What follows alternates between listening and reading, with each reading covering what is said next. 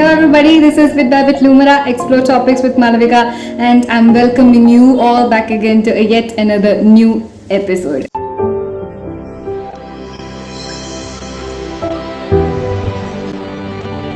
Last episode was about public health ആയിരുന്നു. അപ്പോൾ ഞാൻ ആ വീഡിയോ പറഞ്ഞിട്ടുണ്ടായിരുന്നു ഇത് തീരാൻ പോകുന്നില്ല, അതിനൊരു സെക്കൻഡ് പാർട്ട് വേണമെന്നുള്ളത്. സോ ഈ ഒരു വീഡിയോ അതിന്റെ സെക്കൻഡ് പാർട്ടാണ്. പബ്ലിക് ഹെൽത്തിന്റെ തമ്മിൽ കണ്ടിട്ടുണ്ടാവും ഡെഫിനറ്റ്ലി. ആൻഡ് ഇപ്പോഴും എനിക്ക് പറയാനുള്ളത് സെക്കൻഡ് പാർട്ടിൽ ഇത് തീരും തോന്നുന്നില്ല, പക്ഷെ നമുക്കിത് തീർത്തേ പറ്റുള്ളൂ. ആൻഡ് ഇഫ് സോ നിങ്ങൾക്ക് ഇനിയും ഈ പബ്ലിക് ഹെൽത്തിനെ കുറിച്ച് ഇനിയും വീഡിയോ ചെയ്യണമെന്നാണെങ്കിൽ പറയുകയാണെങ്കിൽ ഞാൻ ചെയ്യാം. ബട്ട് നമുക്ക് താൽക്കാലികമായി ഇപ്പം സെക്കൻഡ് പാർട്ടിൽ നിർത്താം. സോ കഴിഞ്ഞ ക്ലാസ്സിൽ നമ്മൾ bacteria, fungus, virus, parasites, protozoans ഒക്കെ ഉണ്ടാക്കുന്ന പലതരം ഡിസീസസിനെ കുറിച്ചൊക്കെയാണല്ലോ നമ്മൾ പരിചയപ്പെട്ടത്. സോ ഇന്നത്തെ ഈ വീഡിയോയിലും നമുക്ക് അതിലും ഞാൻ വിട്ടുപോയ കുറച്ച് ബാക്ടീരിയ പരത്തുന്ന രോഗങ്ങളും വൈറസ് പരത്തുന്ന രോഗം, അങ്ങനെ ഓരോ രോഗങ്ങളുണ്ട്. അതുപോലെ തന്നെ ബാക്ടീരിയക്ക് ഒരു ബാഡ് സൈഡ് പറയുമ്പോൾ അതിനൊരു പോസിറ്റീവ് സൈഡ് ഉണ്ട്. അല്ല, നമ്മൾ നല്ല രീതിയിൽ ബാക്ടീരിയ യൂസ് ചെയ്യുന്നുണ്ട്, അത് എന്തൊക്കെയാണെന്ന് പറയാനുണ്ട്. ആൻഡ് ഇൻഫാക്ട് കുറച്ച് വാക്സിൻസിനെ കുറിച്ചും ഡിസ്കസ് ചെയ്യാനുണ്ട്. സോ ഈ വീഡിയോ നമ്മൾ മാക്സിമം പറ്റുന്ന കാര്യങ്ങളൊക്കെ ഒന്ന് കവർ ചെയ്ത് പോകാമെന്നാണ് ഞാൻ വിചാരിക്കുന്നത്. ഓക്കെ, ഈ ഒരു വീഡിയോ തുടങ്ങുമ്പോൾ നമുക്ക് ആദ്യം പറയേണ്ട ഒരു കാര്യം, കഴിഞ്ഞ ഇതിൽ വിട്ടുപോയ കാര്യമാണ്. ഡിസീസസിനെ കുറിച്ചുള്ള സ്റ്റഡിയുടെ പേരെന്താണെന്ന്. അതിന്റെ പേരാണ് പാത്തോളജി എന്ന് പറയുന്നത്. ആക്ച്വലി പലതരത്തിൽ ഡിസീസിന്റെ ഔട്ട് ബ്രേക്സ് കാണാൻ വേണ്ടി പറ്റും. ഇപ്പൊ നമ്മൾ നോക്കുകയാണെങ്കിൽ എപ്പിഡമിക് ഉണ്ട്, എൻഡമിക് ഉണ്ട്, പാൻഡമിക് ഉണ്ട്. സോ നമുക്ക് ആദ്യം ഈ വീഡിയോയുടെ തുടക്കത്തിൽ എന്താ എപ്പിഡമിക്, എന്താ എൻഡമിക്, എന്താ പാൻഡമിക് എന്ന് നോക്കിയിട്ട് വരാം. ഓക്കെ, ഒരു ഡിസീസ് എൻഡമിക് ആവുക എന്ന് പറഞ്ഞാൽ അതിൻ്റെ അർത്ഥം ഒരു പോപ്പുലേഷനിലോ അല്ലെങ്കിൽ ഒരു റീജിയനിലോ കോൺസ്റ്റൻ്റ് ആയിട്ട് എപ്പോഴും ഒരു ഡിസീസ് ഉണ്ടാവുക. അതിൻ്റെ സ്പീഡ് എന്ന് പറഞ്ഞു കഴിഞ്ഞാൽ അല്ലെങ്കിൽ ഒരു സ്പ്രെഡ് എന്നൊക്കെ പറഞ്ഞു കഴിഞ്ഞാൽ റിലേറ്റീവ്ലി കുറവായിരിക്കും. പക്ഷെ എപ്പോഴും ആ പറഞ്ഞിരിക്കുന്ന സ്ഥലത്ത് ഈ പറഞ്ഞ ഡിസീസ് ഉണ്ടായിക്കൊണ്ടിരിക്കും, കോൺസ്റ്റൻ്റ്ലി ഉണ്ടാവും. ഇവിടെ എക്സാമ്പിളായിട്ട് പറയുകയാണെങ്കിൽ ആഫ്രിക്കയിൽ പല സ്ഥലങ്ങളിലും മലേറിയ എന്ന് പറയുന്ന രോഗം പകരുന്നുണ്ട്. അതൊരു എക്സാമ്പിളായിട്ട് നമുക്ക് എൻഡമിക്കിന് പറയാം കേട്ടോ. അതേസമയം എപ്പിഡമിക് ഡിസീസ് എന്ന് പറഞ്ഞു കഴിഞ്ഞാൽ പെട്ടെന്ന് ഒരു ലാർജ് പോപ്പുലേഷനിൽ സഡൻ ആയിട്ടാണ് ഒരു ഡിസീസ് വരുന്നെങ്കിൽ, പെട്ടെന്ന് പൊട്ടിപ്പുറപ്പെട്ടൊരു ഡിസീസാണ് ഒരു പെർട്ടിക്കുലർ ഒരു ലാർജ് പോപ്പുലേഷൻ ഓഫ് ഏരിയയിൽ അത് സ്പ്രെഡ് ആയിട്ടുണ്ടെങ്കിൽ അതിനെയാണ് നമ്മൾ എപ്പിഡമിക് എന്ന് പറയുന്നത്. ഇതിനൊരു നല്ല എക്സാമ്പിളാണ് സൗത്ത് ഈസ്റ്റ് ഏഷ്യയിൽ ഡെങ്കു ഔട്ട് ബ്രേക്ക് വന്നത്, ഒരു എക്സാമ്പിളായിട്ട് പറയാം. ഇനി അതേസമയം പാൻഡമിക് എന്താണെന്ന് പറഞ്ഞു കഴിഞ്ഞാൽ കോണ്ടിനെന്റ്സ് ആയിക്കോട്ടെ, കൺട്രീസ് ആയിക്കോട്ടെ, അതായത് വേൾഡിൽ കുറേ സ്ഥലത്ത് ഒരു അത്യാവശ്യം ഭൂരിപക്ഷം എല്ലാ ഭാഗത്തും പെട്ടെന്ന് ഒരുപാട് കേസസ് ഇങ്ങനെ ഇൻക്രീസ് ആയിക്കൊണ്ടേ ഇരിക്കുകയാണ് ഈ ഡിസീസിനെങ്കിൽ അതിനെയാണ് നമ്മൾ പാൻഡമിക് എന്ന് പറയുന്നത്. COVID-19 ഒരു പാൻഡമിക് ആയിരുന്നു.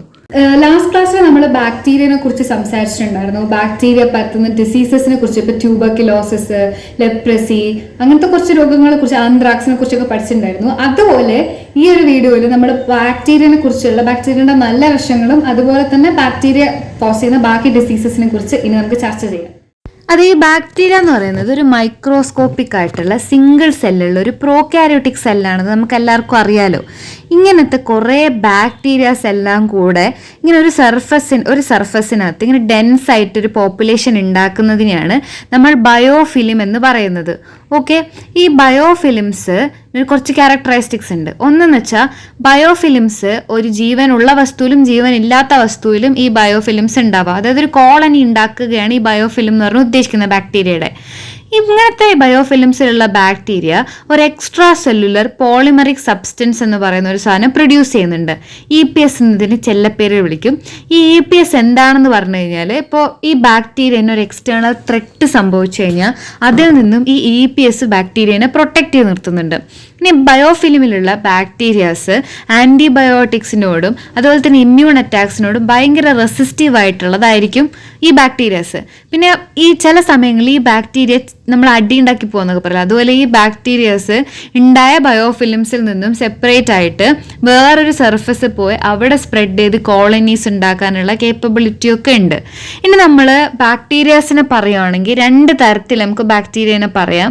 ഒന്നിന് നമുക്ക് എയറോബിക് എന്ന് പറയാം, രണ്ടാമത്തത് അനേറോബിക് എന്ന് പറയാം. എയറോബിക് എന്ന് പറഞ്ഞു കഴിഞ്ഞാൽ ബാക്ടീരിയക്ക് ജീവിക്കണമെങ്കിൽ ഓക്സിജൻ മസ്റ്റ് ആണ് നമ്മളെ പോലെ. അപ്പോൾ അങ്ങനത്തെ ബാക്ടീരിയസ് ആണ് ലാക്ടോബാസിലസ്, മൈക്കോബാക്ടീരിയം, ട്യൂബർക്യുലോസിസ് ഒക്കെ. ഇനി അനേറോബിക് എന്ന് വെച്ചാൽ ഓക്സിജനെ കണ്ണെടുത്താൽ കണ്ടുള്ളൂ, ഓക്സിജൻ കണ്ടാൽ അപ്പോൾ ഓടണം അല്ലെങ്കിൽ ചത്തുപോകും. അതാണ് അനേറോബിക് ബാക്ടീരിയ. എക്സാമ്പിൾ ഇതൊക്കെയാണെന്ന് വെച്ചാൽ ക്ലോസ്ട്രിഡിയവും അതുപോലെ തന്നെ ബാക്ടീരിയറൈറ്റ്സ് ഒക്കെയാണ് എക്സാമ്പിൾസ്. ഇനി നമ്മൾ ബാക്ടീരിയയിലെ ന്യൂട്രീഷൻ നോക്കുകയാണെങ്കിൽ 3 രീതിയിൽ നമുക്ക് ബാക്ടീരിയസിനെ പറയാം. അതായത് ഓട്ടോട്രോഫ്സുകളായിട്ടുള്ള ബാക്ടീരിയസ് ഉണ്ട്, ഹെട്രോട്രോഫുകളായിട്ടുള്ള ബാക്ടീരിയസ് ഉണ്ട്, അതുപോലെ തന്നെ കീമോട്രോഫ്സ് ആയിട്ടുള്ള ബാക്ടീരിയസും ഉണ്ട്.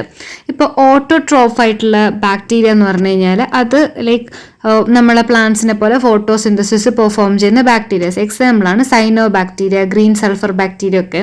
കീമോ ഓട്ടോട്രോഫ്സ് എന്ന് പറഞ്ഞു കഴിഞ്ഞാൽ അവർ എനർജി പ്രൊഡ്യൂസ് ചെയ്യുന്ന കെമിക്കൽ റിയാക്ഷനിലൂടെയാണ് ഈ ബാക്ടീരിയ എനർജി പ്രൊഡ്യൂസ് ചെയ്യുന്നുണ്ടാവും. ഇപ്പം നൈട്രോബാക്ടർ, തയോബാസിലസ് ഒക്കെ ഇതിനൊരു എക്സാമ്പിൾസ് ആയിട്ട് പറയാം. ഹെട്രോട്രോഫ്സ് എന്ന് പറഞ്ഞു കഴിഞ്ഞാൽ ഓർഗാനിക് കോമ്പണൻസ്, അതായത് ഒരു ഹോസ്റ്റിൽ ഉണ്ടാകുന്ന ഓർഗാനിക് കോമ്പണൻസിനെ ബേസ് ചെയ്തിട്ട് അതിനെ ഡിപ്പെൻഡ് ചെയ്ത് ജീവിക്കുന്ന ബാക്ടീരിയസിനാണ് ഹെട്രോട്രോഫ്സ്. എക്സാമ്പിൾ എസ്കെരീഷ്യ കൊളൈ, അതായത് ഈ കൊളയും റൈസോബിയും ഒക്കെ എക്സാമ്പിൾസ് ആണ്.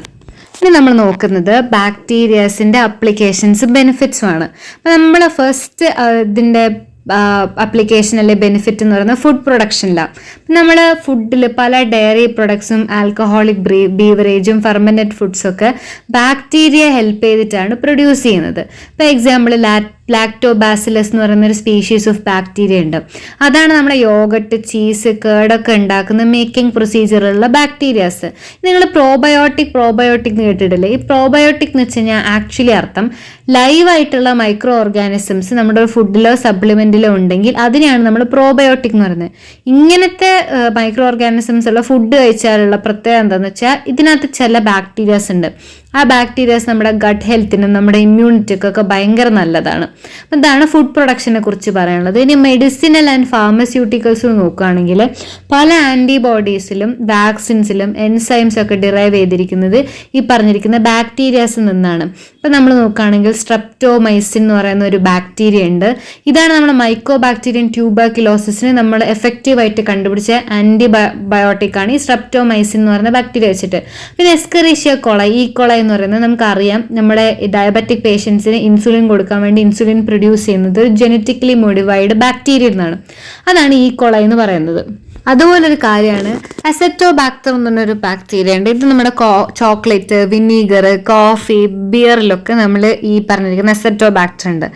ആർത്രോബാക്ടർ ചീസ് എന്ന് പറയുന്ന ചീസില്ലേ നമ്മുടെ ചീസ്, അതിനകത്തുണ്ട്. അതുപോലെ തന്നെ ചോക്ലേറ്റ്, ലിക്കറിലൊക്കെ ആസ്പെർജില്ലസ് ഉണ്ട്. പിന്നെ ഫ്രൂട്ട്സിലും വെജിറ്റബിൾ പ്രൊഡക്ട്സിലൊക്കെ ലാക്ടോബാസിലസിനെ കാണാം. പിന്നെ ബൈഫിഡോ ബാക്ടീരിയം, ബ്രാക്കി ബാക്ടീരിയം എന്നൊക്കെ പറയുന്ന സാധാരണ ഡെയിലി പ്രൊഡക്ട്സ് ഉണ്ടാവില്ലേ, ചീസ്, മിൽക്ക്, യോഗട്ട്, ബട്ടർ, അതിലൊക്കെ ഉണ്ട്. പിന്നെ എൻട്രോകോക്കസ്, അതുപോലെ തന്നെ ഹാലോമൊണ്ണാസ് എന്നൊക്കെ പറയുന്നത് മീറ്റും അതുപോലെ തന്നെ സീ ഫുഡ് ഇൻഡസ്ട്രീസിലൊക്കെ ഉള്ള ബാക്ടീരിയസ് ആണ്. ഇനി നമ്മൾ നെക്സ്റ്റ് പറയാൻ പോകുന്നത് എന്താ, ബയോറെമിഡിയേഷൻ. ബയോറെമിഡിയേഷൻ എന്ന് പറഞ്ഞു കഴിഞ്ഞാൽ മൈക്രോ ഓർഗാനിസംസ് ഉപയോഗിച്ചിട്ട് നമ്മുടെ എൻവയറമെന്റിൽ ഉണ്ടാകുന്ന കണ്ടാമിനൻസിനൊക്കെ ബ്രേക്ക് ഡൗൺ ചെയ്തിട്ട് അത്ര ഡേഞ്ചറസ് അല്ലാത്ത ഫോമിലേക്ക് മാറ്റുന്നതിനെയാണ് നമ്മൾ ബയോറെമിഡിയേഷൻ എന്നൊക്കെ പറയുന്നത്. ഓക്കെ, അപ്പോൾ ഇവിടെ ഏറ്റവും എക്സാമ്പിൾ ആയിട്ട് നമുക്ക് പറയാൻ പറ്റുന്ന സ്യൂഡോമോണാസ് പുറ്റിഡ എന്ന് പറയുന്ന ഒരു ബാക്ടീരിയ ഉണ്ട്. ഇത് നമ്മുടെ ഓയിൽ സ്പില്ല്, നമ്മൾ കടലെല്ലാം ഓയിൽ സ്പില്ലായി കഴിഞ്ഞാൽ അത് ക്ലീൻ ചെയ്യാൻ വേണ്ടിയിട്ട് നമ്മൾ യൂസ് ചെയ്യുന്നതാണ്. അതുപോലെ തന്നെ മെത്തനോട്രോഫ്സ് ഉണ്ട്. ഇത് മീഥേൻ ഉണ്ടാവില്ല ലാൻഡ് ഫില്ലിൽ, അത് റെഡ്യൂസ് ചെയ്യാനും ഹെൽപ്പ് ചെയ്യുന്നുണ്ട്. ഇനി അഗ്രികൾച്ചർ നോക്കുകയാണെങ്കിൽ അഗ്രികൾച്ചറിൽ നമ്മുടെ ഈ പറഞ്ഞിരിക്കുന്ന ബാക്ടീരിയ അറ്റ്മോസ്ഫിയറിക് നൈട്രജനിൽ നൈട്രേറ്റും അമോണിയം ഒക്കെ ഉണ്ടല്ലോ, അപ്പോൾ അതിനെ ഫിക്സ് ചെയ്യാൻ വേണ്ടിയിട്ട് നമുക്ക് യൂസ് ചെയ്യാം. അപ്പോൾ ഇതുകൊണ്ട് നമുക്ക് എന്താണെന്ന് വെച്ചാൽ നമ്മുടെ സോയിലുള്ള ഫെർട്ടിലിറ്റി ഇൻക്രീസ് ചെയ്യുന്നുണ്ട്. ഇപ്പോൾ നമ്മുടെ റൈസോബി എന്ന് പറയുന്ന ഒരു നൈട്രജൻ ഫിക്സിങ് ബാക്ടീരിയ ആണ്. ഇത് ലെഗ്യൂമിനസ് റൂട്ട് നോട്ട്സിലൊക്കെ കാണാം. അതുപോലെ തന്നെ ബാസിലസ് തുറിഞ്ചിയൻസിസ് എന്ന് പറയുന്നത് ഒരു ബയോ പെസ്റ്റിസൈഡ് ആണ്. ഇത് ക്രോപ്പ് പെസ്റ്റിനെതിരായിട്ട് നമ്മൾ ഉപയോഗിക്കുന്നതാണ്. ഇതിൽ മാത്രമല്ല എനർജി പ്രൊഡക്ഷനിലും ബാക്ടീരിയാസ് ഇൻവോൾവ് ആണ്. ഇപ്പം നമ്മൾ പറയുന്നത് റിന്യൂവബിൾ ആയിട്ടുള്ള ഒരു എനർജി സൊല്യൂഷനാണ് ബാക്ടീരിയ എന്നൊക്കെ പറയുന്നത്. മെത്തനോജൻസ് എന്ന് പറയുന്നൊരു ആക്കി ലൈക്ക് ബാക്ടീരിയ ഉണ്ട്. ഇത് നമ്മുടെ ബയോഗ്യാസ് ഇല്ലേ, അത് ഓർഗാനിക് വേസ്റ്റിൽ നിന്നും പ്രൊഡ്യൂസ് ചെയ്യുന്നുണ്ട്. അതുപോലെ തന്നെ ഇപ്പം ജിയോബാക്ടർ എന്ന് പറഞ്ഞൊരു സ്പീഷീസ് ഉണ്ട്. ഇത് മൈക്രോബിയൽ ഫ്യൂവൽ സെൽ എന്ന് പറഞ്ഞിട്ടൊരു ഫ്യൂവൽ സെൽ ഉണ്ട്. അത് ഉപയോഗിച്ച് നമുക്ക് ഇലക്ട്രിസിറ്റി ജനറേറ്റ് ചെയ്യാം. അതിൽ നമ്മൾ യൂസ് ചെയ്യുന്നുണ്ട്. അടുത്ത നമ്മൾ ബാക്ടീരിയ ഉപയോഗിക്കുന്ന ഒരു സ്ഥലമാണ് ബയോ ടോയ്ലറ്റ്സിനകത്ത് നമ്മുടെ ഈ പറഞ്ഞിരിക്കുന്ന ബാക്ടീരിയ ഹ്യൂമൻ വേസ്റ്റിനെ അത്ര ഹാംലെസ് ആയിട്ടുള്ള ബൈ പ്രൊഡക്ട്സ് ആക്കി മാറ്റും. ഈ ബൈ പ്രൊഡക്ട്സ് എന്ന് പറയുന്നത് മീഥേനും വാട്ടറും കാർബൺ ഡൈ ഓക്സൈഡും ആണ്. അങ്ങനെ കുറച്ചുകൂടെ എക്കോ ഫ്രണ്ട്ലി ആയിട്ടുള്ള ഒരു സാനിറ്റേഷൻ ഉണ്ടാക്കി തരിക ചെയ്യുന്നത്. ഇവിടെ നമ്മൾ ഉപയോഗിക്കുന്ന ബാസിലസ് സ്പീഷീസും അതുപോലെ തന്നെ മെത്തനോജൻസും ആണ് ഓർഗാനിക് വേസ്റ്റ് ഡീകമ്പോസ് ചെയ്യാൻ യൂസ് ചെയ്യുന്നത്. അടുത്തത് ബാക്ടീരിയ ഉണ്ടാക്കുന്ന കുറച്ച് ഡിസീസസ് ആണ് ലാസ്റ്റ് ക്ലാസ്സിൽ പറയാത്തത്. അതൊന്ന് കോളറയാണ്. അപ്പോൾ എന്താ കോളറ എന്നുള്ളതാണ് നമ്മൾ ഫസ്റ്റ് നോക്കുന്നത്. കോളറ ആക്ച്വലി എഫക്റ്റ് ചെയ്യുന്നത് സ്മോൾ ഇൻറ്റസ്റ്റൈനിലെയാണ്. അതുപോലെ തന്നെ ഇതെന്ന് പറയുന്നത് ഒരു വാട്ടറി ഡയറിയല്ലേ, അതിൻ്റെ ഒരു ക്ലാസിക് എക്സാമ്പിളാണെന്ന് പറയാൻ വേണ്ടി പറ്റും. കുറച്ച് ദിവസത്തേക്ക് നമുക്ക് ഡയറി ഉണ്ടാകും, അതുപോലെ തന്നെ നല്ല പോലെ ഛർദ്ദിക്കും, അതുപോലെ തന്നെ മസിൽ ക്രാംസും ഉണ്ടാവാനുള്ള പോസിബിലിറ്റി ഉണ്ട്. അപ്പോൾ ഇതിൻ്റെ സിംറ്റംസ് ആണ് വൊമിറ്റിങ്ങും ഫറ്റീക്കും ഡയറിയ എന്ന് പറയുന്നത്. ഡയറിയ ചില സമയങ്ങളിൽ ഒരുപാട് ഡയറി ഉണ്ടാകുന്ന സമയത്ത് അറിയാലോ, നമുക്ക് നമ്മുടെ ശരീരത്തിലെ വെള്ളമെല്ലാം പോകും, അപ്പം നമുക്ക് ഡീഹൈഡ്രേഷൻ ഉണ്ടാകും നല്ല സിവിയർ ആയിട്ട് എന്നുള്ളത് മനസ്സിലാക്കുക. ഇനി ഇതിൻ്റെ കോസേറ്റീവ് ഏജന്റ് എന്ന് പറയുന്നത് വിബ്രിയോ കോളറയാണ്. പിന്നെ ഇത് ട്രാൻസ്മിറ്റ് ചെയ്യുന്നത് കണ്ടാമിനേറ്റഡ് ആയിട്ടുള്ള വെള്ളമോ ഭക്ഷണമോ കഴിക്കുമ്പോഴാണ്. ഓർഗാനിസം ഹ്യൂമൻസിനെയാണ് ഇത് എഫക്റ്റ് ചെയ്യണതെന്നും കൂടെ മനസ്സിലാക്കണം കേട്ടോ. ഈ ഡിഫ്തീരിയ ആണ് നെക്സ്റ്റ് രോഗം. ഡിഫ്തീരിയ എന്ന് പറഞ്ഞു കഴിഞ്ഞാൽ നമുക്ക് ഭയങ്കര സോറായിട്ടുള്ള ത്രോട്ടും ഭയങ്കര ഫീവറും ഈ ഡിഫ്തീരിയ വന്നു കഴിഞ്ഞാൽ ഉണ്ടാകും. അതുപോലെ നമ്മുടെ കഴുത്ത് ഭയങ്കരമായിട്ട് സ്വെല്ലാവും. ഈ ലിംഫ് നോഡൊക്കെ ഉണ്ടാവുമല്ലോ, അവിടെ ആ പ്രത്യേകിച്ച് കഴുത്തിനടുത്തുള്ള ലിംഫ് നോഡൊക്കെ ഉള്ള പോർഷൻസിലൊക്കെയാണ് ഇത്ര അധികം സ്വെല്ലിങ് വരുന്നത്. ഇനി കോംപ്ലിക്കേഷൻസ് എന്താന്ന് പറഞ്ഞു കഴിഞ്ഞാൽ ചില സമയത്ത് നമ്മുടെ നെർവ്സ് ഇൻഫ്ലമേറ്റ് ആവാനുള്ളതും അതുപോലെ തന്നെ ബ്ലീഡിങ് പ്രോബ്ലംസ് ഒക്കെ, കാരണം പ്ലേറ്റ്ലെറ്റ്സ് കൗണ്ട് നന്നായിട്ട് കുറയും. അപ്പോൾ അതുകൊണ്ട് തന്നെ ബ്ലീഡിങ് പ്രോബ്ലംസ് ഒക്കെ ഉണ്ടാവാനുള്ള ചാൻസസ് ഉണ്ട്. ഇതിനെയാണ് ഡിഫ്തീരിയ എന്ന് പറയുന്നത്. ഇവിടുത്തെ കോസേറ്റീവ് ഏജന്റ് എന്ന് പറയുന്നത് ക്രോണി ബാക്ടീരിയം ഡിഫ്തീരിയയാണ്. ഇനി എങ്ങനെയാണ് പകരുന്നതെന്ന് ചോദിച്ചു കഴിഞ്ഞാൽ എയറിലൂടെയോ നമുക്ക് ഡയറക്റ്റ് ആയിട്ടൊരു കോണ്ടാക്ട് വരും, ഇയാളുമായിട്ട് കോണ്ടാക്ട് വരുമ്പോഴാണ് വരുന്നത്. ഓർഗാനിസം ആരെ എഫക്റ്റഡ് ആവുന്നതെന്ന് വെച്ചാൽ ഹ്യൂമൻസ് ആണ്. അടുത്ത ഡിസീസ് ന്യൂമോണിയ ആണ്. ന്യൂമോണിയ ആക്ച്വലി ബാക്ടീരിയ കൊണ്ടോ വൈറസ് കൊണ്ടോ കോസ്ഡ് ആവാം. ഇപ്പോൾ ആക്ച്വലി ന്യൂമോണിയ എന്ന് പറയുന്ന ഒരു ഇൻഫ്ലമേഷൻ ഉള്ളൊരു കണ്ടീഷനാണ്. ഇവിടെ ആക്ച്വലി ലങ്സ് ആണ് ഇതിന് പ്രൈമറിലി എഫക്റ്റ് ആവുന്നത്, പിന്നെ മൈക്രോസ്കോപ്പിക് ആണ്. അതുപോലെ തന്നെ എയർ സാക്സ് ലൈക്ക് ആൽവിയോളൈസ് ഒക്കെ ഇതിൽ പാർട്ടാണ് കേട്ടോ. ഞാനിവിടെ പിക്ചറിൽ ഹെൽത്തി ആയിട്ടുള്ളൊരു ആൽവിയോളയും അതുപോലെ തന്നെ ന്യൂമോണിക് ആയിട്ടുള്ള ആൽവിയോളൈസും ഞാൻ കാണിച്ചിട്ടുണ്ട്. അപ്പോൾ ഇവിടെ ന്യൂമോണിക് ആയിട്ടുള്ള ആൽവിയോളയിൽ ആൽവിയോളാർ വോളിൽ ഒരു ഇൻഫ്ലമേഷൻ കാണാൻ വേണ്ടി പറ്റും. അതുപോലെ തന്നെ നമ്മുടെ ലങ്സിലെ ബ്രോങ്കിയോൾസ് സ്വെല്ലണായതും കാണാൻ വേണ്ടി പറ്റുന്നുണ്ട് കേട്ടോ. ഇനി എയർ സാക്കിനകത്ത് മൊത്തം എന്തായിരിക്കും സ്പേസ് ആണ് സാധാരണ ഉണ്ടാവുക, പക്ഷേ ഈ ആൽവിയോളൈൻ്റെ ഇതിൻ്റെ ഉള്ളിൽ ഫുള്ള് ഫ്ലൂയിഡ് ആയിരിക്കും ന്യൂമോണിയ വന്നാൽ ഉണ്ടാവുക. ഇത് എങ്ങനെയാണ് ഇതിൻ്റെ കോസറ്റീവ് ഏജന്റ് ഏതാണെന്ന് വെച്ചാൽ സ്ട്രെപ്റ്റോകോക്കസ് ന്യൂമോണിയയാണ്. അതുപോലെ തന്നെ ഹീമോഫീലസ് ഇൻഫ്ലുവൻസയും വരും. പിന്നെ എങ്ങനെയാണ് ട്രാൻസ്മിറ്റ് ചെയ്യുന്നതെന്ന് ചോദിച്ചു കഴിഞ്ഞാൽ എയറിൽ കൂടെ, ഇപ്പോൾ നമ്മൾ ചുമയ്ക്കുമ്പോൾ അല്ലെങ്കിൽ മൂക്കൊക്കെ ചെയ്യുമ്പോൾ സ്നീസ് ചെയ്യുമ്പോൾ ഒക്കെ ആക്ച്വലി ഡ്രോപ്ലെറ്റ്സ് വഴിയൊക്കെ വരാം കേട്ടോ. ഇനി ഓർഗാനിസം എഫക്റ്റ് ആവുന്ന ഓഫ് കോഴ്സ് ഹ്യൂമൻസിനെയാണ്. നെക്സ്റ്റ് ഡിസീസാണ് പ്ലേഗ്. പ്ലേഗ് എന്ന് പറഞ്ഞാൽ ആക്ച്വലി നമുക്ക് ഇത് വരാനുള്ള മെയിൻ കാരണം എന്ന് വെച്ചാൽ അൺഹൈജീനിക് ആണെങ്കിൽ, ഒരു വൃത്തിയില്ലെങ്കിലാണ് ഇത് വരിക. പിന്നെന്ന് വെച്ചാൽ ആക്ച്വലി പ്ലേഗിൻ്റെ സിംറ്റംസ് എന്ന് പറയുന്നത് ഒരാൾക്ക് എങ്ങനെയാണ് അത് ഇൻഫെക്റ്റ് ചെയ്ത് എവിടെയാണ് ഇൻഫെക്റ്റ് ചെയ്യുന്നതിന് അനുസരിച്ചൊക്കെയാണ് പ്ലേഗിന് സിംറ്റംസ് ഉണ്ടാകുക. പിന്നെ പ്ലേഗിൽ ഇപ്പം ടൈപ്സ് ഓഫ് പ്ലേഗ് പറയുകയാണെങ്കിൽ 3 ഉണ്ട്. ബുബോണിക് ഉണ്ട്, അതുപോലെ തന്നെ സെപ്റ്റിസിമിക് ഉണ്ട്, പിന്നെ ന്യൂമോണിക് ഉണ്ട്. അപ്പോൾ ഈ ബുബോണിക് എന്ന് പറഞ്ഞു കഴിഞ്ഞാൽ നമ്മുടെ റോഡൻസ് എന്ന് ഹ്യൂമൻസിൽ പെരിച്ചാഴിയൊക്കെ ഇല്ല, അതിന്നൊക്കെ ഹ്യൂമൻസിലേക്ക് പകരുന്നതാണ് ബുബോണിക്. ഇനി ബ്ലഡ് വഴിയാണെങ്കിൽ അത് സെപ്റ്റിസിമിക് എന്ന് പറയും. ഇനി ന്യൂമോണിക് എന്ന് പറഞ്ഞാൽ പേഴ്സൺ ടു പേഴ്സൺ ആണ്. ഈ ന്യൂമോണിക് ആണ് ഏറ്റവും ഡേഞ്ചറസ് ടൈപ്പ് ഓഫ് പ്ലേഗ് എന്ന് പറയുന്നത്. പിന്നെ ഇവിടുത്തെ കോസേറ്റീവ് ഏജന്റ് വരുന്നത് യെർസീനിയ പെസ്റ്റിസ് ആണ്. അതുപോലെ തന്നെ മോഡ് ഓഫ് ട്രാൻസ്മിഷൻ പറയുകയാണെങ്കിൽ എയറിലൂടെ അല്ലെങ്കിൽ ഡയറക്റ്റ്ലി കോണ്ടാക്റ്റിലൂടെയൊക്കെ പ്ലേഗ് വരാം. ഓർഗാനിസം എഫക്റ്റ് ആയിരിക്കുന്നത് ഹ്യൂമൻസിനാണ്. അപ്പം നിങ്ങൾ ചിത്രം കണ്ടാൽ തന്നെ മനസ്സിലാകാൻ കണ്ടില്ല, ഒരു കറുത്ത കളറൊക്കെ. ഇതിന് കുറേ സിംറ്റംസ് എക്സ്ട്രാ കൊടുത്തിട്ടുണ്ട്, നിങ്ങൾക്ക് അതൊക്കെ നോക്കാം കേട്ടോ, നന്നായിട്ട് നോക്കുക. അടുത്തത് ടൈഫോയിഡ് ഫീവർ ആണ്.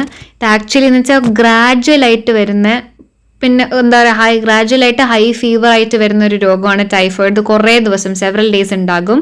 പിന്നെ സാധാരണ കാണുന്ന സിംറ്റംസ് എന്നൊക്കെ പറയുന്നത് വീക്ക്നെസ് ഉണ്ട്, അബ്ഡോമിനൽ പെയിൻ ഉണ്ട്, കോൺസ്റ്റിപ്പേഷൻ വരും, അതുപോലെ തന്നെ തലവേദന. ഇതൊക്കെ കോമൺലി കാണുന്ന സിംറ്റംസ് ആണ്. പിന്നെ ചിലർക്ക് ഈ പറഞ്ഞിരിക്കുന്ന ടൈഫോയിഡ് വന്നു കഴിഞ്ഞാൽ നമ്മുടെ നാക്കിലൊരു വൈറ്റ് കോട്ടിങ് കാണാൻ വേണ്ടി പറ്റും, ബോഡിയിൽ റാഷസ് കാണാൻ വേണ്ടി പറ്റും. ഇൻറ്റസ്റ്റൈനിൽ നോക്കുകയാണെങ്കിൽ അൾസേഴ്സ് വരുന്ന ഒരു പോസിബിലിറ്റി ഉണ്ട്. നമ്മുടെ സ്പ്ലീനില്ലേ അത് എൻലാർജ് ആവാനുള്ള പോസിബിലിറ്റി ഉണ്ട്. ലിവർ എൻലാർജ്ഡ് ആയിട്ടൊക്കെ കാണാറുണ്ട് കേട്ടോ. ഇതൊക്കെയാണ് ടൈഫോയിഡ് ഫീവറിനെ കുറിച്ച് പറയാനുള്ളത്. പിന്നെ ടൈഫോയിഡ് പരത്തുന്ന കോസറ്റീവ് ഓർഗാനിസം സാൽമോണല്ല ടൈഫിയാണ്. പിന്നെ അൺക്ലീൻ ഫുഡോ വാട്ടർ കൂടിയാണ് പകരുന്നത്, ഹ്യൂമൻസിലാണ് പകരുന്നത്. സോ ഇന്നത്തെ ക്ലാസ്സിൽ നമ്മൾ വൈറസിനെ കുറിച്ച് സംസാരിച്ചിട്ടുണ്ടായിരുന്നില്ലേ. അപ്പൊ നമ്മൾ ഇനി നോക്കാൻ പോകുന്നത് വൈറസ് പരത്തുന്ന ഇന്നലെ നമ്മൾ വിട്ടുപോയിട്ടുള്ള കുറച്ച് ഡിസീസസ് ആണ്. നോർമലി കോമൺലി സീൻ ചെയ്യുന്ന ഡിസീസസ് ആണ്. നമുക്ക് അതിനെ കുറിച്ചൊന്ന് ഇനി ഡിസ്കസ് ചെയ്യട്ടോ. ഫസ്റ്റ് വൈറൽ ഡിസീസ്, നമ്മൾ വിട്ട വൈറൽ ഡിസീസിൽ ഒന്നാണ് ചിക്കൻ ബോക്സ്. ചിക്കൻ ബോക്സ് എന്ന് പറഞ്ഞാൽ ഇതിന് വരിസെല്ല എന്നും കൂടെ പറയും കേട്ടോ. ഇതെന്ന് വെച്ചാൽ ഭയങ്കര കണ്ടേജിയസ് ആയിട്ടുള്ള പകരുന്ന ഒരു ഡിസീസാണ്. പിന്നെന്ന് വെച്ച് കഴിഞ്ഞാൽ ഈ ഡിസീസിന്റെ റിസൾട്ടായിട്ട് നമുക്ക് കാണാൻ പറ്റുന്ന ഒരു കാര്യം എന്ന് വെച്ചാൽ ശരീരത്തിൽ സ്കിൻ റാഷസ് ഉണ്ടാകും. പിന്നെ നല്ല ഇച്ചി ആയിട്ടുള്ള ഇങ്ങനെ ഒരു വെള്ളം ഉള്ള പോലത്തെ ഒരു ബ്ലിസ്റ്റേഴ്സ്, അതായത് ചെറിയ ചെറിയ കുരുക്കൾ ഉണ്ടാകും, ചെറിയ കുരുക്കൾ ഉണ്ടാകും. ഇത് സ്മോൾ പോക്സ് അറിയാവോ? എന്താ ഞാൻ പറഞ്ഞത്, സ്മോൾ പോക്സിനെയും കാട്ടും സിവിയർ ആണോ എന്ന് വെച്ചാൽ അല്ല, സ്മോൾ പോക്സിനെ വെച്ച് നോക്കുമ്പം കുറവാ സിവിയറിറ്റി. പക്ഷെ നമുക്ക് എന്താ പറയാ, ഈ പറഞ്ഞിരിക്കുന്ന വന്നു കഴിഞ്ഞാൽ ഭയങ്കര ബുദ്ധിമുട്ടായിരിക്കും, ഭയങ്കര ചൊറിച്ചിലും അങ്ങനെയൊക്കെ ആയിരിക്കും. പിന്നെ കോസേറ്റീവ് ഏജന്റ് എന്താണ് ഈ പറഞ്ഞിരിക്കുന്ന നമ്മുടെ ചിക്കൻ ബോക്സിന്റെ ചോദിച്ചു കഴിഞ്ഞാൽ വരിസെല്ല സോസ്റ്റർ വൈറസ് ആണ്. മോഡ് ഓഫ് ട്രാൻസ്മിഷൻ നോക്കുകയാണെങ്കിൽ എയറോ അല്ലെങ്കിൽ നമ്മൾ കോണ്ടാക്റ്റിൽ വരുന്ന സമയത്തൊക്കെ ഈ പറഞ്ഞ ചിക്കൻ ബോക്സ് പകരാം. അതുപോലെ തന്നെ ഓഫ് കോഴ്സ് ഹ്യൂമൻസിനെയാണ് എഫക്റ്റ് ആവുന്നത്. ഇതിന്റെ കൂടെ തന്നെ പറയേണ്ട ഒരു ഡിസീസും കൂടാണ് സ്മോൾ പോക്സ്. സ്മോൾ പോക്സ് എന്ന് പറഞ്ഞാൽ ഭയങ്കര ഡെഡ്ലി ആയിട്ടുള്ള ഒരു ഡിസീസാണ്, പെട്ടെന്ന് പകരും.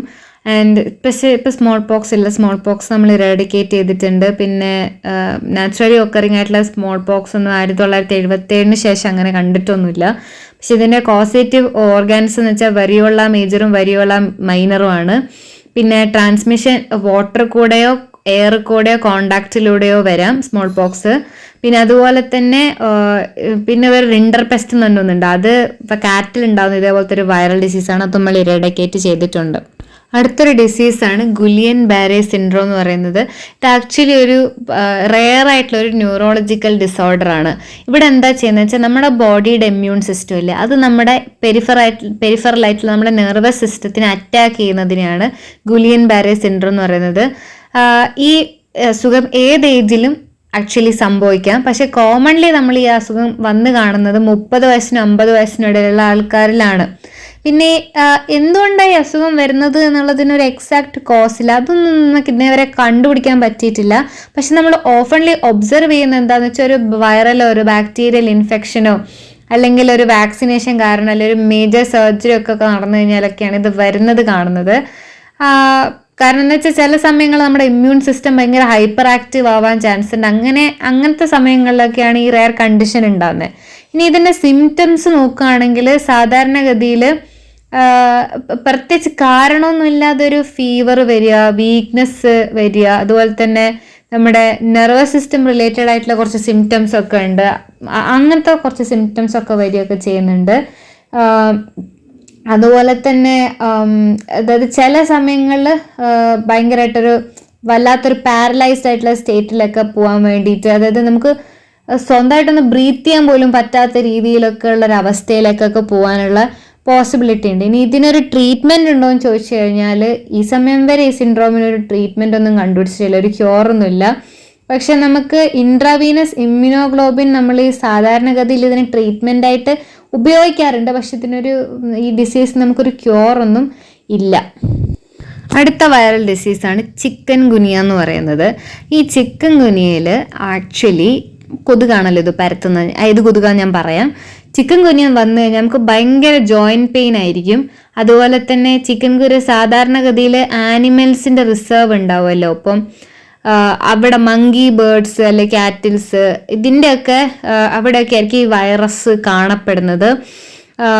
ലൈക്ക് ഡെങ്കു ഒക്കെ പോലെ തന്നെയാണ് ഇത്. ഇവിടെയും ഒരു എന്താ പറയുക, ഒരു കൊതുകൊക്കെ തന്നെയാണ് പരത്തുന്നത്. കോസേറ്റീവ് ആയിട്ടുള്ള ഏജന്റ് ചിക്കൻ ഗുനിയ വൈറസ് ആണ്. ഈഡിസ് മൊസ്കിറ്റോ, അതുപോലെ തന്നെ ഈഡിസ് ഈജിപ്റ്റി, ഈഡിസ് ആൽബോപിക്ടസ് എന്നൊക്കെ പറയുന്ന കൊതുക്കളൊക്കെയാണ് ഇത് പരത്തുന്നത്. സിംറ്റംസ് നോക്കുകയാണെങ്കിൽ നല്ല ഹെഡ് ഏക്ക് ഉണ്ട്, ജോയിന്റ് പെയിൻ ഞാൻ പറഞ്ഞ പോലെ ഉണ്ട്, മസിൽ പെയിൻ ഉണ്ട്, പിന്നെ നല്ലപോലെ പനിക്കും, നന്നായിട്ട് ചൊറിയും, റാഷസ് ഒക്കെ ഉണ്ടാവാം, പിന്നെ ജോയിൻസ് ഒക്കെ ഉണ്ടാവില്ലേ, കാലിൻ്റെ ജോയിൻസ് ഒക്കെ സ്വെല്ല് ചെയ്യുക, ഇതൊക്കെ ഇതിൻ്റെ സിംറ്റംസ് ആണ്. ഇതിൻ്റെ കൂടെ തന്നെ എടുത്തു പറയേണ്ട ഒരു ഡിസീസാണ് മീസിൽസ്. മീസിൽസിൻ്റെ കേസ് പറയുകയാണെങ്കിൽ ഇതിന് ആക്ച്വലി അങ്ങനെ ഭയങ്കര ഓവർ കോംപ്ലിക്കേഷൻസ് ഒന്നുമില്ല. പക്ഷെ കോംപ്ലിക്കേഷൻസ് ഉണ്ടോ വെച്ചാൽ 30% ഉണ്ട്. ആൻഡ് ചില സമയങ്ങളിൽ ഡയറിയ, അതുപോലെ തന്നെ ബ്ലൈൻഡ്നെസ് ഒക്കെ വരാം, അല്ലെങ്കിൽ നമ്മുടെ ബ്രെയിനിന് ഇൻഫ്ലമേഷൻസ് വരാം, ന്യൂമോണിയ ഒക്കെ ഒക്കർ ചെയ്യാൻ ചാൻസ് ഉണ്ട് മീസൽസ് വന്നു കഴിഞ്ഞാൽ. ഈ മീസൽസ് പരത്തുന്ന ഒരു വൈറസാണ്, അതൊരു മീസൽസ് വൈറസ് എന്നാണ് പറയുന്നത്. എയർ കൂടിയാണ് മീസൽസ് വരുന്നത്. സിംറ്റംസ് പറയുകയാണെങ്കിൽ നല്ല ഫീവർ ഉണ്ടാകും, അതുപോലെ തന്നെ സോർ ത്രോട്ടായിരിക്കും, നല്ല ടയർഡ്നെസ് തോന്നാം, നല്ലതായിട്ട് കഫ് ഉണ്ടാകും, മൂക്കിന്ന് ഇങ്ങനെ ഒലിക്കും, അതായത് റണ്ണിങ് നോസ് ഉണ്ട്. പിന്നെ വാ തുറന്നു കഴിഞ്ഞാൽ നമ്മുടെ വായിലൊക്കെ ഇങ്ങനെ റെഡ് സ്പോട്ട്സ് കാണാൻ വേണ്ടി പറ്റും. ശരീരത്തിൽ ഫുൾ റാഷസ് ഉണ്ടാവും. അതുപോലെ തന്നെ നമ്മുടെ കണ്ണില്ലേ അത് ഭയങ്കര ചുവന്നിരിക്കും. പിന്നെ ഡയറിയ, അതുപോലെ സ്റ്റൊമക് പെയിൻ, നന്നായിട്ട് വൊമിറ്റ് ചെയ്യാൻ ചാൻസ് ഉണ്ട്, മസിൽസ് പെയിൻ എടുക്കുക, ഹെഡ് ഏക്ക് ഒക്കെ വരും. ഇതൊക്കെ ഇതിന്റെ സിംറ്റംസ് ആണ്. അപ്പൊ നമ്മളിപ്പം ബാക്ടീരിയ കണ്ടു, അതുപോലെ തന്നെ വൈറസ് പരത്തുന്ന ഡിസീസസിനെ കുറിച്ച് കണ്ടു. ഇനി അടുത്തത് പ്രോട്ടോസോവ ആയിരുന്നു എന്നല്ല നമ്മൾ പഠിച്ച നെക്സ്റ്റ് സംഭവം പാരസൈറ്റ് അപ്പൊ പ്രോട്ടോസോവന്റെ ഇനി ഞാൻ വിട്ടുപോയ ഒരു ഡിസീസ് ഉണ്ട്, അതാണ് അമീബിക് ഡിസെൻട്രി. നമുക്ക് അതെന്താന്ന് കൂടെ നോക്കാം കേട്ടോ. ഈ അമീബിക് ഡിസെൻട്രി അല്ലെങ്കിൽ അമീബിയാസിസ് എന്ന് പറഞ്ഞു കഴിഞ്ഞാൽ എൻഡമീബ ഹിസ്റ്റോളിറ്റിക്ക എന്ന് പറയുന്ന ഒരു കോസറ്റീവ് ഏജന്റ് ആണ് ഇത് ഉണ്ടാക്കുന്നത്. ആക്ച്വലി ഇത് നമ്മൾ കണ്ടാമിനേറ്റഡ് ആയിട്ടുള്ള വാട്ടറോ ഫുഡോ ലൂടെയൊക്കെ ആയിരിക്കും ഈ ഒരു ഡിസീസ് വരിക. സിംറ്റംസ് നോക്കുകയാണെങ്കിൽ നല്ല അബ്ഡോമിനൽ പെയിന്, അതുപോലെ തന്നെ മൈൽഡായിട്ട് ഡയറിയ, പിന്നെ ബ്ലഡ് ഉള്ള ഡയറിയ, പിന്നെ അതുപോലെ തന്നെ നമ്മുടെ ടിഷ്യൂസ് ഒക്കെ ഡെത്ത് സംഭവിക്കുക. പിന്നെ ലാസ്റ്റ് കോംപ്ലിക്കേഷൻ എന്നൊക്കെ പറയുന്നത് പെരിറ്റോണിറ്റിസ് ആണ്. പിന്നെ ഇത് വന്നു കഴിഞ്ഞാൽ ചില ആൾക്കാർക്ക് അനീമിയൊക്കെ ഉണ്ടാവാനുള്ള പോസിബിലിറ്റി ഉണ്ട് കേട്ടോ. പിന്നെ അതേപോലെ തന്നെയുള്ള ഒരു ഡിസീസാണ് സ്ലീപ്പിംഗ് സിക്നസ് എന്ന് പറയുന്നത്. ഇതിന്റെ കോസാറ്റീവ് ഏജന്റ് ട്രിപ്നോസോമയാണ്. ഇങ്ങനെ ട്രാൻസ്മിറ്റ് ചെയ്യുന്നതെന്ന് വെച്ച് കഴിഞ്ഞാൽ ഒരു ടെസ്റ്റേസെ എന്ന് പറഞ്ഞൊരു ഫ്ലൈ ഉണ്ട്, ആ ഫ്ലൈ വഴിയാണ് ഇത് വരുന്നത്. ഇനീഷ്യലി ഈ ഡിസീസിന്റെ ഫസ്റ്റ് സ്റ്റേജിൽ നമുക്ക് ഫീവറും ഹെഡേക്കും ഇച്ചിങ്ങും അതുപോലെ ജോയിന്റ് പെയിൻസ് ഒക്കെ ഉണ്ടാവുക. ഇത് തന്നെ വരുന്നത് ഈ പറഞ്ഞിരിക്കുന്ന ഫ്ലൈ കടിച്ചതിന് ശേഷം ഒരു 3 വീക്സിന് ശേഷമാണ്. പിന്നെ അത് കഴിഞ്ഞ് ആഴ്ചകളും അതായത് ഒരു മാസത്തിനിടയിലൊക്കെ ആണ് സെക്കൻഡ് സ്റ്റേജ് വരുന്നത്. ഈ സമയത്ത് നമുക്ക് ഫുൾ കൺഫ്യൂഷൻ ആയിരിക്കും, എന്തൊക്കെ ചെയ്യണം എന്നുള്ള കൺഫ്യൂഷൻ. അതുപോലെ തന്നെ നമ്മൾ ചെയ്യുന്ന കാര്യത്തിന് ഒരു കോർഡിനേഷൻ ഇല്ലാണ്ടിരിക്കുക, നംനെസ് ഉണ്ടാവുക, ഉറങ്ങാൻ പറ്റാതിരിക്കുക. ഇതൊക്കെ ഈ ഒരു ഡിസീസിന്റെ ഭാഗമാണ്. ഓക്കെ, നമ്മളിപ്പോ ഒരുപാട് ഇപ്പൊ ഡിസീസസിനെ കുറിച്ചൊക്കെ പറയുമ്പോൾ നമ്മൾ ഈ ഒരു ഇനി പറയാൻ പോകുന്ന കാര്യങ്ങൾ മനസ്സിലാവണമെങ്കിൽ നമ്മൾ ബ്ലഡ് എന്താണ് എന്നുള്ളത് മനസ്സിലാക്കണം. ബ്ലഡിലുള്ള ഓരോ കാര്യങ്ങൾ ഇപ്പം ആൽബുമിൻ, ഗ്ലോബുലിൻ, ഫൈബ്രിനോജൻ, അതിലെ വിറ്റമിൻസ്, എല്ലാ കാര്യങ്ങളെ കുറിച്ച് ബ്ലഡിനെ കുറിച്ച് നമ്മൾ ഇൻ ഡീറ്റെയിൽ ആയിട്ട് ഇനി മനസ്സിലാക്കേണ്ടതായിട്ടുണ്ട്. നമുക്ക് എന്താ ബ്ലഡ് നോക്കാം. ഈ ബ്ലഡിനകത്തുള്ള ഫ്ലൂയിഡ് പാർട്ടിനെയാണ് നമ്മൾ പ്ലാസ്മ എന്ന് വിളിക്കുന്നത്. അപ്പം നമ്മൾ ബ്ലഡ് എടുത്തു കഴിഞ്ഞാൽ 55% പ്ലാസ്മയാണ് ഉള്ളത്. ഇനി നമ്മുടെ പ്ലാസ്മ എടുത്തു കഴിഞ്ഞാൽ ആ പ്ലാസ്മയിനകത്ത് ഒരു 90 മുതൽ 92% വരെ വെള്ളമാണ്. പിന്നെ ഒരു 6 മുതൽ 8% വരെ പ്രോട്ടീനാണ് ഉള്ളത്. ഓക്കെ, നമ്മുടെ ബ്ലഡിൽ നമുക്കറിയാം WBC ഉണ്ട്, അതുപോലെ തന്നെ RBC ഉണ്ട്, പ്ലാസ്മ ഉണ്ട്. പ്ലാസ്മയിൽ ഞാൻ പറഞ്ഞു വെള്ളമുണ്ട്, പ്രോട്ടീനുണ്ട്. ഇനി പ്രോട്ടീൻസ് ഏതൊക്കെയാണെന്ന് ചോദിച്ചാൽ ഫൈബ്രിനോജൻ, ഗ്ലോബുലിൻ, ആൽബുമിൻ എന്ന് പറഞ്ഞിട്ടുള്ള 3 മേജർ പ്രോട്ടീൻസ് ആണുള്ളത്. ഇതിൽ ഫൈബ്രിനോജൻ എന്താ ചെയ്യുന്നതെന്ന് വെച്ച് കഴിഞ്ഞാൽ നമ്മുടെ ബ്ലഡ് ക്ലോട്ട് ചെയ്യാനും കൊയാഗുലേഷനൊക്കെ സഹായിക്കുന്നു. ഗ്ലോബുലിൻ ആയിക്കോട്ടെ ഒരു ഡിഫൻസ് സിസ്റ്റം ആണ് ബോഡിയുടെ. പിന്നെ ആൽബുമിൻ എന്ന് വെച്ചാൽ നമ്മുടെ ബ്ലഡിലെ ഓസ്മോട്ടിക് ബാലൻസ് നിലനിർത്താൻ വേണ്ടി സഹായിക്കുന്നു. ഇപ്പം നമ്മുടെ ഒരു ബ്ലഡ് വെസലിന് ഒരു ഇഞ്ചുറി സംഭവിച്ചു കഴിഞ്ഞാൽ എന്താ സംഭവിക്കുന്നത്? ബ്ലഡ് വെസലിന് ഇഞ്ചുറി സംഭവിച്ചാൽ എന്താ ശരിക്കും പറ്റുക? നന്നായിട്ട് രക്തം പോകും, അതായത് രക്തത്തിന്റെ കുഴലിന് എന്ത് ചെയ്യാൻ പറ്റിയ രക്തം പുറത്തു പോകല്ലോ. അപ്പം ഇവർ ആക്ച്വലി എന്താ ചെയ്യുന്നതെന്ന് വെച്ച് കഴിഞ്ഞാൽ ബ്ലഡ് വെസല് ക്ലോട്ട് ആവാൻ വേണ്ടിയിട്ട് ഈ വെസല് ചുരുങ്ങാൻ തുടങ്ങും. നോർമലി ഇങ്ങനൊരു എന്താ പറയുക കൺസ്ട്രക്ട് ചെയ്ത് കഴിഞ്ഞാൽ ഒരു നാച്ചുറൽ കോട്ടിംഗ് ഫാക്ടർ ഉണ്ട്, അത് വരും, പ്രോട്ടീൻസ് കൊണ്ട് ഉണ്ടാക്കിയതാണ്. എന്നിട്ട് എന്ത് ചെയ്യുന്നു വെച്ചാൽ നമ്മുടെ പ്ലേറ്റ്ലെറ്റ്സ് ആ പ്രത്യേക ഭാഗത്ത് വന്നിട്ട് ഈ പറഞ്ഞിരിക്കുന്ന ഈ നമ്മുടെ ഇഞ്ചേർഡ് ആയിട്ടുള്ള ഭാഗം റീകൺസ്ട്രക്ട് ചെയ്യും, എന്നിട്ട് സീൽ ചെയ്യുക ചെയ്യുന്നത്. അങ്ങനെ നമ്മുടെ ബ്ലീഡിങ് നിൽക്കും. ഇനി ഹീമോഫീലിയ വന്ന ഒരാളാണെന്ന് വിചാരിച്ചോ, ഇവർക്ക് ഈ നാച്ചുറൽ കോട്ടിംഗ് ഫാക്ടർ ഉണ്ടാവില്ല. അപ്പോൾ എന്ന് വെച്ചാൽ പ്ലേറ്റ്ലെറ്റ്സ് ഇവിടെ വന്നിട്ട് ഇത് കറക്റ്റ് ചെയ്യാനുള്ള ഒരു ഇതൊന്നും കിട്ടില്ല. അപ്പോൾ എന്താന്ന് വെച്ചാൽ ഇൻകംപ്ലീറ്റ് ആയിരിക്കും. അപ്പം വീണ്ടും ബ്ലീഡിങ് ഉണ്ടായിക്കൊണ്ടേയിരിക്കും. ഇതാണ് ആക്ച്വലി സംഭവിക്കുന്നത്. നമുക്ക് ഞാൻ പറഞ്ഞു RBC ഉണ്ട്, WBC ഉണ്ട്, അതുപോലെ പ്ലാസ്മ ഉണ്ട് ബ്ലഡിൽ. നമുക്ക് WBCനെ ലൂക്കോസൈറ്റ്സ് എന്ന് വിളിക്കും. ഇത് നമുക്ക് ക്ലാസിഫൈ ചെയ്യാൻ വേണ്ടി പറ്റും. WBC നമ്മൾ ഗ്രാനുലോസൈറ്റ്സ് എന്നും അഗ്രാനുലോസൈറ്റ്സ് എന്നും പറഞ്ഞിട്ടാണ് നമ്മൾ ഡിവൈഡ് ചെയ്തിരിക്കുന്നത്.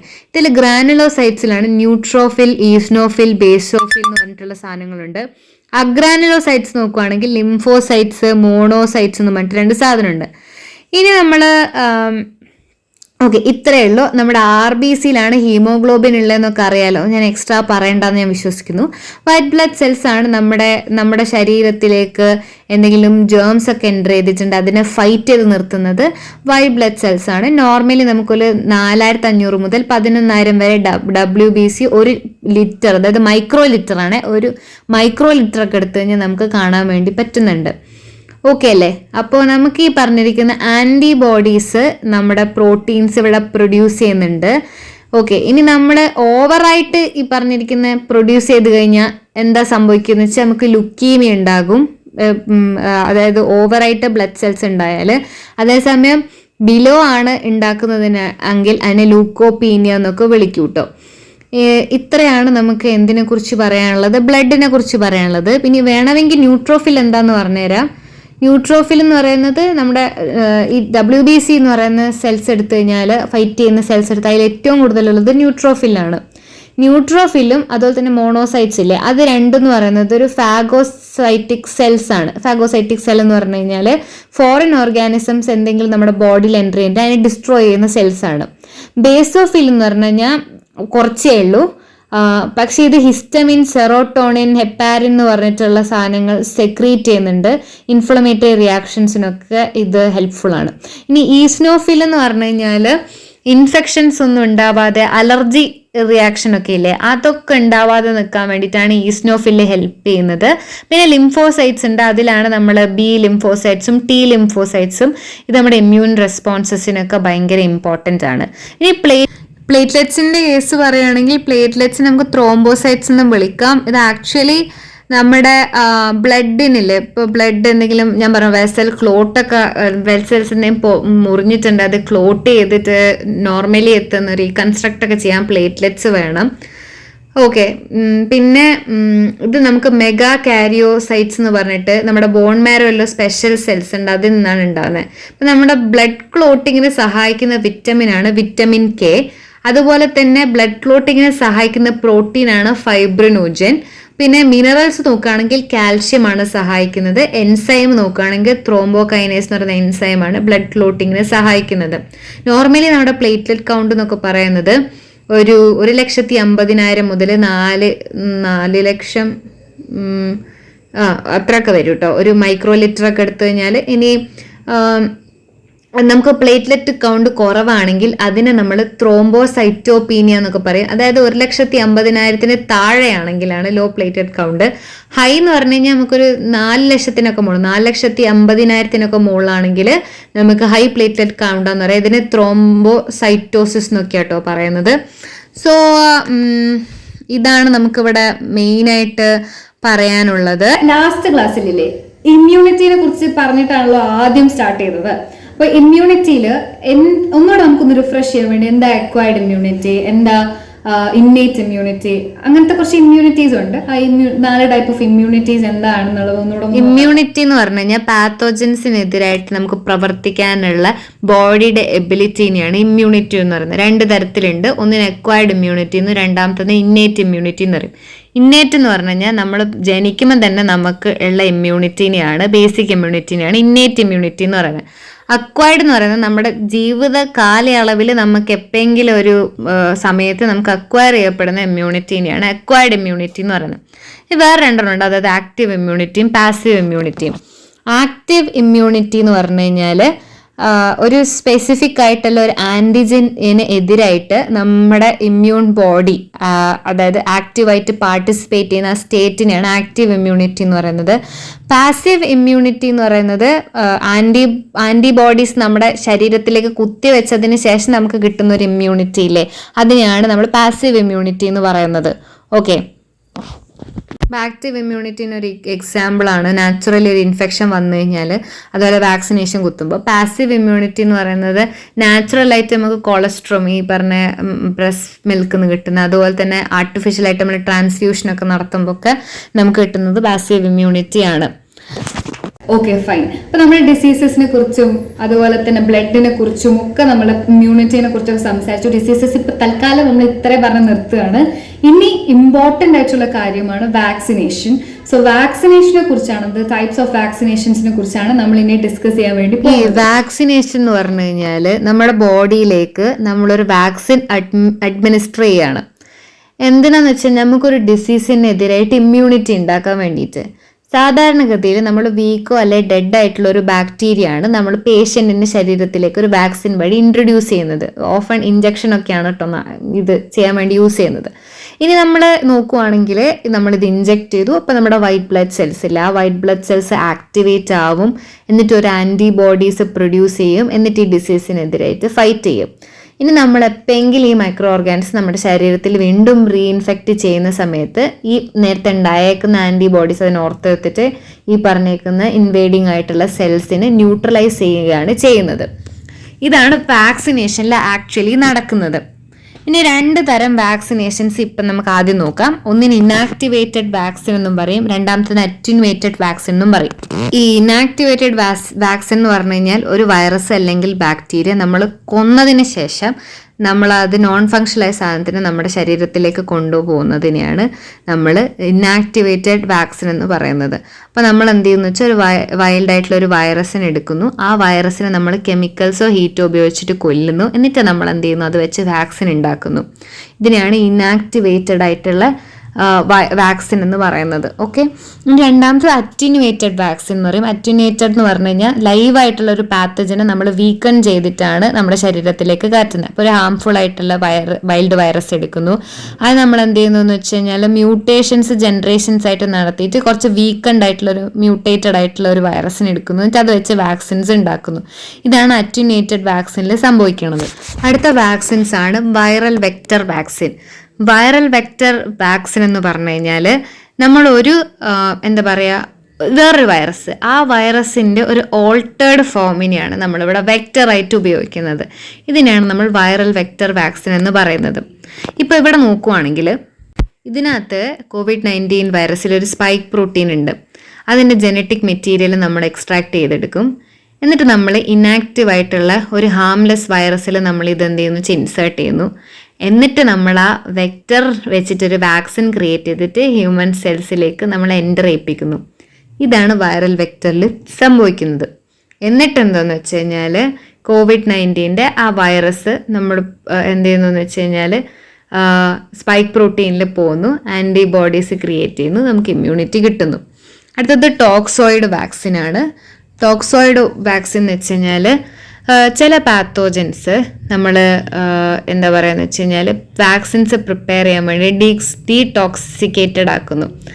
ആ പറഞ്ഞിരിക്കുന്ന പാത്തോജൻസ് എക്സോടോക്സിൻ പ്രൊഡ്യൂസ് ചെയ്യും. ഇപ്പോൾ എക്സാമ്പിൾ പറയുകയാണെങ്കിൽ ഡിഫ്തീരിയ, ടെറ്റനസിലൊക്കെ. അപ്പോൾ നമ്മളൊരു വൈൽഡ് ബാക്ടീരിയ പ്രൊഡ്യൂസിങ് ടോക്സിൻ എടുക്കുന്നു, ഹാംഫുൾ ആയിട്ടുള്ള ടോക്സിനാണ്. ഇതിന് നമ്മൾ എന്ത് ചെയ്യുന്നു വെച്ചാൽ കില്ല് ചെയ്തിട്ട്, അതായത് കെമിക്കലോ ഹീറ്റ് ഉപയോഗിച്ച് കില്ല് ചെയ്യുന്നു, എന്നിട്ട് നമ്മൾ എന്ത് ചെയ്യുന്നു എന്ന് വെച്ചാൽ വാക്സിൻ ഉണ്ടാക്കാനാണ് ശ്രമിക്കുന്നത്. അടുത്തത് mRNA വാക്സിനാണ്. mRNA വാക്സിൻ എന്ന് വെച്ച് കഴിഞ്ഞാൽ ഒരു സിന്തറ്റിക് ആയിട്ടുള്ള mRNA ഉപയോഗിച്ചിട്ട് നമ്മൾ എന്ത് ചെയ്യുന്നത് വെച്ചാൽ ഒരു ടാർഗറ്റ് പാത്തോജൻ്റെ പാർട്ട് നമ്മൾ മിമിക് ചെയ്യാണ് ഇവിടെ ചെയ്യുന്നത്. ഓക്കെ, അപ്പം നമ്മൾ COVID-19 വൈറസിൻ്റെ സ്പൈക്ക് പ്രോട്ടീൻ എടുക്കുകയാണ്, എന്നിട്ട് നമ്മൾ mRNA ഇൻസ്ട്രക്ഷൻസിൽ എന്ത് ചെയ്യുന്നു വെച്ചാൽ ഇൻസ്ട്രക്ഷൻസ് നമ്മൾ ലാബിൽ വെച്ച് ഡെവലപ്പ് ചെയ്യുന്നു, എന്നിട്ട് അത് വെച്ചിട്ടൊരു വാക്സിൻ ക്രിയേറ്റ് ചെയ്തിട്ട് ഹ്യൂമൻ സെല്ലിൽ ഇൻസേർട്ട് ചെയ്തിട്ട് ആൻറ്റിബോഡീസ് ക്രിയേറ്റ് ചെയ്ത് ഇമ്മ്യൂണിറ്റി ഉണ്ടാക്കുന്നതാണ് mRNA വാക്സിൻ. അടുത്തത് DNA വാക്സിനാണ്. DNA വാക്സിൻ എന്ന് പറഞ്ഞു കഴിഞ്ഞാൽ നമ്മളൊരു സർക്കുലർ സ്റ്റാൻഡ് ഓഫ് DNA ആയിരിക്കും ഉപയോഗിക്കുന്നത്. ഇതിനെ പ്ലാസ്മിഡ് എന്ന് പറയും. ഇതിനെ നമ്മൾ എൻജിനീയർ ചെയ്തിട്ട് ഒരു വൈറൽ ആൻറ്റിജൻ ഉണ്ടാക്കുക ചെയ്യുന്നത്. അപ്പോൾ ഇവിടെ എന്ന് വെച്ച് കഴിഞ്ഞാൽ ഒരു വാക്സിൻ ഇഞ്ചക്ഷൻ നടക്കുന്നുണ്ടാകും. അപ്പോൾ ഇവിടെ DNA പ്ലാസ്മിഡ് നമ്മുടെ മസിൽസിലേക്ക് നമ്മൾ ഇഞ്ചെക്ട് ചെയ്യുന്നു, എന്നിട്ട് അത് സെല്ലിൻ്റെ ന്യൂക്ലിയസിൽ എൻ്റർ ചെയ്യും. പിന്നെ സ്പൈക്ക് പ്രോട്ടീൻ പ്രൊഡക്ഷൻ ആണ്. Cell machinery DNA mRNA translate ചെയ്യുന്നു, എന്നിട്ടൊരു വൈറൽ സ്പൈക്ക് പ്രോട്ടീൻ ഉണ്ടാക്കും. പിന്നെ ഇമ്മ്യൂൺ സിസ്റ്റം റെസ്പോൺസ് ഇനീഷ്യേറ്റ് ചെയ്യുകയാണ്. നമ്മുടെ ഇമ്മ്യൂൺ സിസ്റ്റം സ്പൈക്ക് പ്രോട്ടീനെ റെക്കഗ്നൈസ് ചെയ്യും, ആന്റിബോഡി ക്രിയേറ്റ് ചെയ്യും, മെമ്മറി സെൽസ് ഉണ്ടാക്കും. അങ്ങനെ ആക്ച്വൽ വൈറസ് വരുന്ന എക്സ്പോഷർ വരുന്ന സമയത്ത് നമുക്ക് അതിനെതിരെ ഫൈറ്റ് ചെയ്യാൻ വേണ്ടി പറ്റും. ഇതാണ് DNA വാക്സിൻസ് എന്ന് പറയുന്നത്. ഇനി അടുത്ത വാക്സിനാണ് സബ് യൂണിറ്റ് വാക്സിൻ. ഈ സബ് യൂണിറ്റ് വാക്സിൻ എന്ന് പറഞ്ഞു കഴിഞ്ഞാൽ നമ്മൾ ഫുള്ളായിട്ടുള്ള വൈറസിന് എടുക്കുന്നില്ല, അതിലൊരു സ്പെസിഫിക് പീസിന് മാത്രമേ എടുക്കുന്നുള്ളൂ, എങ്കിൽ സബ് യൂണിറ്റ് വാക്സിൻ എന്ന് പറയും.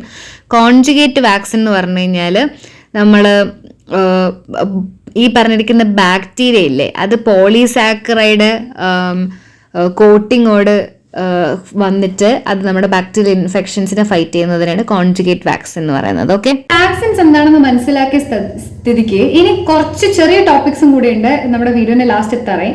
സോ ഇതിൽ നമ്മൾ കുറച്ച് ഇമ്മ്യൂണൈസേഷന്റെ കോൺസെപ്റ്റ്സ് ആണ് പഠിക്കുന്നത്. എക്സാമ്പിൾ ലൈക്ക് ഹേർഡ് ഇമ്മ്യൂണിറ്റി എന്താ, അതൊക്കെ കേട്ടോ നമ്മൾ പഠിക്കാൻ പോണത്. സോ നമുക്ക് എന്താ അതെന്ന് നോക്കാം. അപ്പോൾ ഹേർഡ് ഇമ്മ്യൂണിറ്റി എന്ന് പറഞ്ഞാൽ ഇത്രയേ ഉള്ളൂ. അതായത് നമ്മൾ ഒരു കൂട്ടം ആൾക്കാർ എടുക്കുക, അതിൽ കുറച്ച് പേര് മാത്രമേ വാക്സിനേറ്റഡ് ആയിട്ടുള്ളൂ എന്ന് വിചാരിക്കുക. ഇപ്പോഴും ഒരാൾക്ക് ഒരു ഡിസീസ് ഇൻഫെക്റ്റഡ് ആയിക്കഴിഞ്ഞാൽ ആ ഡിസീസ് സ്പ്രെഡ് ആവാനുള്ള ചാൻസ് കൂടുതലല്ലേ, കാരണം കുറച്ച് പേരെ വാക്സിൻ എടുത്തിട്ടുള്ളൂ. പക്ഷെ ഒരുപാട് ആൾക്കാർ വാക്സിനേറ്റഡ് ആണെങ്കിൽ അപ്പോൾ നമ്മുടെ ഡിസീസിന് പെട്ടെന്ന് അങ്ങനെ ഭയങ്കരമായിട്ട് സ്പ്രെഡ് ആവാനുള്ള പോസിബിലിറ്റി കുറവാണ്. അപ്പോൾ നമ്മുടെ ആ കമ്മ്യൂണിറ്റി കുറച്ചുകൂടെ സേഫായിട്ട് സ്റ്റേ ചെയ്യും. ഇതിനെയാണ് ഹേർഡ് ഇമ്മ്യൂണിറ്റി എന്ന് പറയുന്നത്. ഓക്കെ, അടുത്ത നമ്മൾ നോക്കുകയാണെങ്കിൽ എന്താ, മോണോക്ലോണൽ ആൻറ്റിബോഡീസ് എന്നാണ്.